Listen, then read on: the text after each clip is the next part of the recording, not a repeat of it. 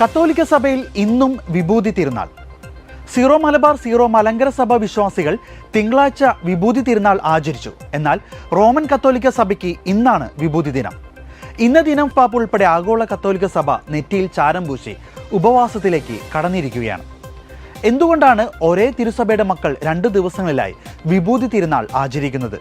മാത്രമല്ല, zero Malabar zero Malankara സഭ അടക്കമുള്ള പൗരസ്ത്യ സഭകൾ 50 ദിന നോമ്പ് ആചരിക്കുമ്പോൾ എന്തുകൊണ്ടാണ് റോമൻ കത്തോലിക്ക സഭയിൽ മാത്രം 40 ദിവസങ്ങളുടെ നോമ്പാചരണം നടക്കുന്നത്? ഈശോയുടെ പീഡാനുഭവവും കുരിശുമരണവും ഉത്ഥാനവും ഉൾപ്പെടുന്ന പെസഹ രഹസ്യ കാലഘട്ടത്തിൽ ഉത്ഥാന തിരുനാളിന് മുമ്പുള്ള പ്രാർത്ഥനയുടെയും ഉപവാസത്തിൻ്റെയും ദാനധർമ്മങ്ങളുടെയും 40 ദിവസങ്ങളുടെ ഈ തപസ്സുകാല ആരംഭവുമാണ് ഇന്നേ ദിനം. വിശുദ്ധ ഗ്രന്ഥത്തിൻ്റെയും തിരുസഭയുടെയും പഴയ ഇസ്രായേലിൻ്റെയും പാരമ്പര്യങ്ങളാണ് റോമൻ കത്തോലിക്ക സഭയുടെ തപസ്സുകാല ആചരണത്തിന് പിന്നിലുള്ളത്.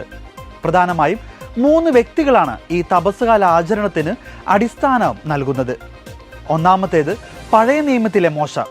മോശയുടെ നേതൃത്വത്തിൽ ഇസ്രായേൽ ജനം 40 സംവത്സരങ്ങൾ മരുഭൂമിയിലൂടെ യാത്ര ചെയ്ത് സീനായി മലയുടെ താഴ്വരയിൽ എത്തിച്ചേരുകയും മോശ 40 രാവും 40 പകലും പ്രാർത്ഥനയോടെയും ഉപവാസത്തോടെയും ആ മലമുകളിൽ ആയിരിക്കുകയും ചെയ്തു എന്നാണ് പുറപ്പാടിന്റെ പുസ്തകത്തിൽ വിവരിക്കുന്നത്. രണ്ടാമതായി രാജാക്കന്മാരുടെ 1-ാം പുസ്തകത്തിൽ 40 ദിനരാത്രങ്ങൾ നടന്നും കർത്താവ് നൽകിയ അപ്പം മാത്രം ഭക്ഷിച്ചും ഹോരേബ് മലമുകളിൽ എത്തിച്ചേർന്ന ഏലിയ പ്രവാചകൻ. മൂന്നാമത്തെ വ്യക്തി അത് വേറെ ആരുമല്ല, ഈശോ തന്നെയാണ്. ഈശോയുടെ 40 ദിന മരുഭൂമിവാസവും ഉപവാസവും. ആരാധനാക്രമ വത്സരത്തെക്കുറിച്ച് പരാമർശിക്കുന്ന തിരുസഭയുടെ ഒരു പ്രധാനപ്പെട്ട രേഖയിൽ തപസ്സുകാലത്തെക്കുറിച്ച് പറയുന്നിടത്ത് 40 ദിനരാത്രങ്ങൾ മരുഭൂമിയിൽ പ്രാർത്ഥനയിലും ഉപവാസത്തിലുമായിരുന്ന ഈശോയോട് അനുരൂപപ്പെടുവാനും താതാത്മ്യം പ്രാപിക്കുവാനുമാണ് തിരുസഭ മാതാവ് ദൈവമക്കളോട് ആഹ്വാനം ചെയ്തത്. ഇതിൻ്റെ എല്ലാം അടിസ്ഥാനത്തിലാണ് റോമൻ കത്തോലിക്ക സഭ വിഭൂതി ബുധൻ മുതൽ ഉയർപ്പ് ഞായറിന് മുമ്പുള്ള ശനിയാഴ്ച, അതായത് ദുഃഖ ശനിയാഴ്ച വരെ തപസ്സുകാലം ആചരിക്കുന്നത്. എന്നാൽ വിഭൂതി ബുധൻ മുതൽ ദുഃഖ ശനിയാഴ്ച വരെയുള്ള ദിനങ്ങൾ കണക്ക് കൂട്ടിയാൽ 46 ദിനങ്ങളാണുള്ളത്.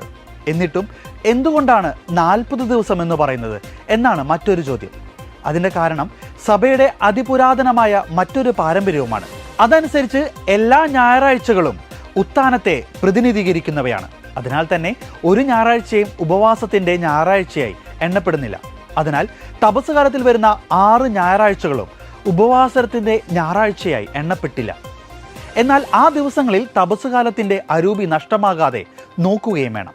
നോമ്പുകാലമായാലും തപസ്സുകാലമായാലും ഓരോ ക്രൈസ്തവനും ക്രിസ്തുവിൻ്റെ പീഡാസഹനം, മരണം, ഉത്ഥാനം എന്നീ രഹസ്യങ്ങളിലേക്കുള്ള വിളിയാണ്. അനുതാപത്തിൻ്റെയും ആത്മപരിവർത്തനത്തിൻ്റെയും നാളുകൾക്കായി പ്രത്യേകമായ വിധം വിളിക്കപ്പെടുകയാണ് ഓരോ ക്രൈസ്തവനും.